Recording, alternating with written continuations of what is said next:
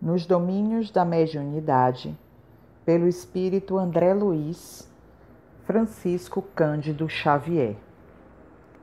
Capítulo 3. Equipagem mediúnica. Conheçamos a nossa equipagem mediúnica, disse o orientador.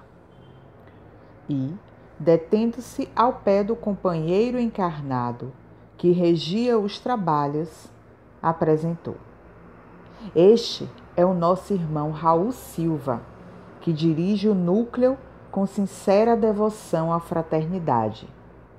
Correto no desempenho dos seus deveres e ardoroso na fé, consegue equilibrar o grupo na onda de compreensão e boa vontade que lhe é característica. Pelo amor com que se desincumbe da tarefa, é instrumento fiel dos benfeitores desencarnados que lhe identificam na mente um espelho cristalino, retratando-lhes as instruções. Logo após, caminhou na direção de uma senhora muito jovem e, designando-a, explicou: Eis nossa irmã Eugênia, médium de grande docilidade, que promete brilhante futuro na expansão do bem. Excelente órgão de transmissão, coopera com eficiência na ajuda aos desencarnados em desequilíbrio. Intuição clara, aliada à distinção moral, tem a vantagem de conservar-se consciente nos serviços de intercâmbio, beneficiando-nos a ação. Quase rente, parou à esquerda de um rapaz de seus 30 anos, presumíveis, e informou: Aqui temos nosso amigo Anélio Araújo. Vem conquistando gradativo progresso na clarividência, na clareaudiência e na psicografia. Em seguida, abeirou-se de um cavalheiro simpático e notificou: Este é o nosso colaborador Antônio Castro, moço bem-intencionado e senhor de valiosas possibilidades em nossas atividades de permuta. Sonâmbulo, no entanto, é de uma passividade que nos requer grande vigilância. Desdobra-se com facilidade, levando a efeito preciosas tarefas de cooperação conosco, mas ainda necessita de maiores estudos e mais amplas experiências para expressar-se com segurança acerca das próprias observações. Por vezes, comporta-se fora da matéria densa à maneira de uma criança, comprometendo-nos a ação. Quando empresta o veículo a entidades dementes ou sofredoras, reclama-nos cautela, porquanto quase sempre deixa o corpo à mercê dos comunicantes, quando lhe compete o dever de ajudar-nos na contenção deles, a fim de que o nosso tentame de fraternidade não lhe traga prejuízo à organização física. Será, porém, valioso auxiliar em nossos estudos. Movimentando-se algo mais, o assistente estacou diante de respeitosa senhora, que se mantinha em fervorosa prece, e exclamou: Apresento-lhes agora nossa irmã Celina, devotada companheira de nosso ministério espiritual. Já atravessou meio século de existência física, conquistando significativas vitórias em suas batalhas morais. Viúva há quase 20 anos, dedicou-se aos filhos com admirável denodo, varando estradas espinhosas e dias escuros de renunciação. Suportou heroicamente o assédio de compactas legiões de ignorância e miséria que lhe rodeavam o esposo, com quem se consorciara em tarefa de sacrifício. Conheceu de perto a perseguição de gênios infernais, a que não se rendeu, e lutando por muitos anos para atender de modo irrepreensível as obrigações que o mundo lhe assinalava, acrisolou as faculdades medianímicas, aperfeiçoando-as nas chamas do sofrimento moral, como se aprimoram as peças de ferro sob a ação do fogo e da bigorna. Ela não é simples instrumento de fenômenos psíquicos. É abnegada servidora na construção de valores do espírito. A clarividência e a clareaudiência, a incorporação sonambúlica e o desdobramento da personalidade são estados em que ingressa na mesma espontaneidade com que respira, guardando noção de suas responsabilidades e representando por isso valiosa colaboradora de nossas realizações. Diligente e humilde, encontrou na plantação do amor fraterno a sua maior alegria, e repartindo o tempo entre as obrigações e os estudos edificantes, transformou-se num acumulador espiritual de energias benéficas, assimilando elevadas correntes mentais, com o que se faz menos acessível às forças da sombra. Realmente, ao lado da irmã, sob nossa vista, fruíamos deliciosa sensação de paz e conforto. Provavelmente fascinado pela onda de alegria indefinível em que nos banhávamos, Hilário indagou: se extraíssemos agora uma ficha psicoscópica de Dona Celina, a posição dela, como a estamos registrando, seria devidamente caracterizada? Perfeitamente, elucidou Áureo de pronto. Assinalar-se-ia as emanações fluídicas de bondade e compreensão, fé e bom ânimo. Assim como a ciência da Terra consegue catalogar os elementos químicos que entram nas formações de matéria densa em nosso campo de matéria rarefeita, é possível analisar o tipo de forças sutis que dimanam de cada ser. Mais tarde, o homem poderá examinar uma emissão de otimismo ou de confiança, de tristeza ou desesperação, e fixar-lhes a densidade e os limites, como já pode separar e estudar as radiações do átomo de urânio. Os princípios mentais são mensuráveis e merecerão no porvir excepcionais atenções entre os homens, qual acontece na atualidade com os fotônios estudados pelos cientistas que se empenham em decifrar a constituição específica da luz. Depois de ligeiro intervalo, o assistente aduziu: uma ficha psicoscópica, sobretudo, determina a natureza de nossos pensamentos e, através de semelhante auscultação, é fácil ajuizar dos nossos méritos ou das nossas necessidades. Logo após, nosso orientador convocou-nos a exame detido junto ao campo encefálico da irmã Celina, acentuando: em todos os processos medianímicos, não podemos esquecer a máquina cerebral como órgão de manifestação da mente. De certo, já possuem conhecimentos adequados em torno do aparelhamento orgânico, dispensando-nos a atenção em particularidades técnicas sobre o vaso carnal. E, afagando-lhe a cabeça, pintalgada de cabelos brancos, acrescentou: bastar-nos-á sucinto exame da vida intracraniana, onde estão assentadas as chaves de comunicação entre o mundo mental e o mundo físico.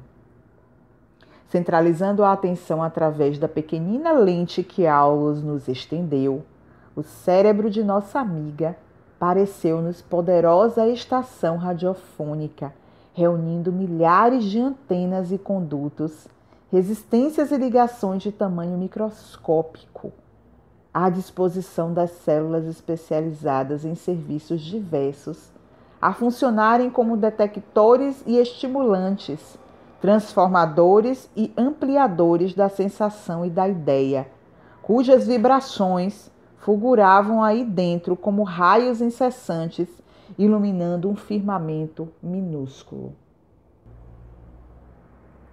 O assistente observou conosco aquele precioso labirinto em que a epífise brilhava como um pequenino sol azul e falou: não nos convém relacionar minudências relativas ao cérebro e ao sistema nervoso em geral, com as quais se encontram vocês familiarizados nos conhecimentos humanos comuns.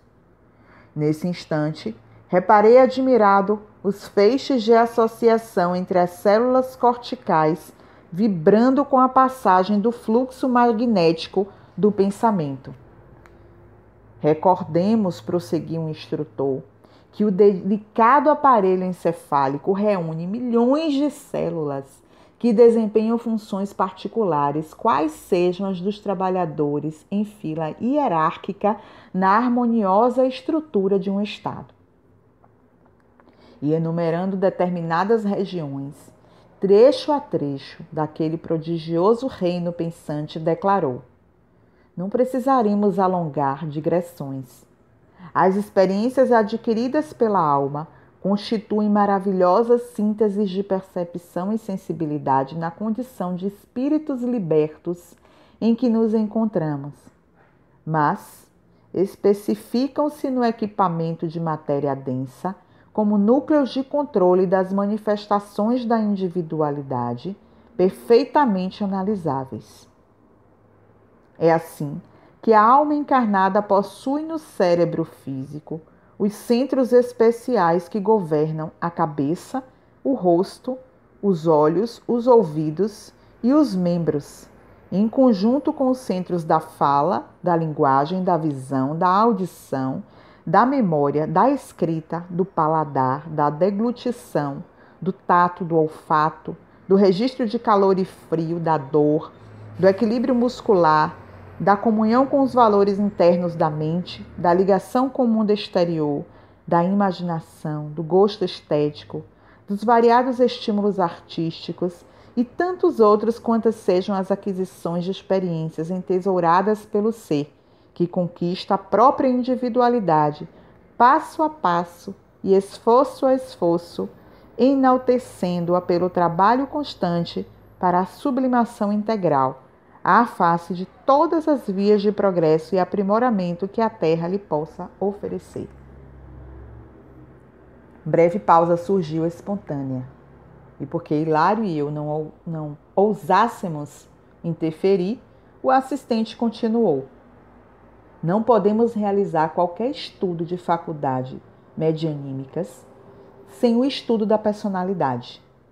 Considero assim de extrema importância a apreciação dos centros cerebrais que representam bases de operação do pensamento e da vontade, que influem de modo compreensível em todos os fenômenos mediúnicos, desde a intuição pura à materialização objetiva. Esses recursos que merecem a defesa e o auxílio das entidades sábias e benevolentes em suas tarefas de amor e sacrifício junto dos homens, quando os medianeiros se sustentam no ideal superior da bondade do serviço ao próximo, em muitas ocasiões podem ser ocupados por entidades inferiores ou animalizadas em lastimáveis processos de obsessão. Mas, interpôs Hilário judicioso, diante de um campo cerebral tão iluminado quanto o de nossa irmã Celina, será lícito aceitar a possibilidade de invasão dele por parte de inteligências menos envolvidas? Será cabível semelhante retrocesso? Não podemos olvidar, considerou o assistente, que Celina se encontra encarnada numa prova de longo curso e que nos encargos de aprendiz ainda se encontra muito longe de terminar a lição. Meditou um momento e filosofou bem-humorado. Numa viagem de 100 léguas, podem ocorrer muitas surpresas no derradeiro quilômetro do caminho. Logo após, colocando a destra paternal sobre a fronte da médium, prosseguiu: Nossa irmã vem atravessando os seus testemunhos de boa vontade, fé viva, caridade e paciência. Tanto quanto nós, ainda não possui plena quitação com o passado. Somos vasta legião de combatentes em vias de vencer os inimigos que nos povoam a fortaleza íntima ou o mundo de nós mesmos, inimigos simbolizados em nossos velhos hábitos de convívio com a natureza inferior e a nos colocar em sintonia com os habitantes das sombras, evidentemente perigosos ao nosso equilíbrio. Se nossa amiga Celina, quanto qualquer de nós, abandonar a disciplina a que somos constrangidos para manter a boa forma na recepção da luz, rendendo-se às sugestões da vaidade ou do desânimo, que costumamos fantasiar como sendo direitos adquiridos ou injustificável desencanto, de certo sofrerá o assédio de elementos destrutivos que lhe perturbarão a nobre experiência atual de subida. Muitos médios se arrojam a prejuízos dessa ordem. Depois de ensaios promissores e começo brilhante, acreditam-se donos de recursos espirituais que lhes não pertencem, ou temem as aflições prolongadas da marcha e recolhem-se à inutilidade, descendo de nível moral, ou conchegando-se a improdutivo repouso, porquanto retomam inevitavelmente a cultura dos impulsos primitivos que o trabalho incessante no bem os induziria a olvidar. E sorrindo, ainda não chegamos à vitória suprema sobre nós mesmos. Achamo-nos na condição do solo terrestre que não prescinde do arado protetor ou da enxada prestimosa a fim de produzir. Sem os instrumentos do trabalho e da luta, aperfeiçoando-nos as possibilidades, estaríamos permanentemente ameaçados pela erva daninha que mais se alastra e se afirma, tanto quanto melhor é a qualidade do trato de terra em abandono. Fitando-nos de frente, como a recordar o peso das responsabilidades de que nos investíamos, completou: nossas realizações espirituais do presente são pequeninas réstia de claridade sobre as pirâmides de sombra do nosso passado. É imprescindível muita cautela com as sementeiras do bem, para que a ventania do mal não as arrase. É por isso que a tarefa mediúnica examinada como instrumentação para a obra das inteligências superiores não é tão fácil de ser conduzida a bom termo, de vez que, contra o canal ainda frágil que se oferece à passagem da luz, acometem as ondas pesadas de treva da ignorância a se agitarem compactas ao nosso derredor. Calou-se o assistente. Disse-ia que ele também agora se ligava ao campo magnético dos amigos em silêncio para o trabalho da reunião prestes a começar.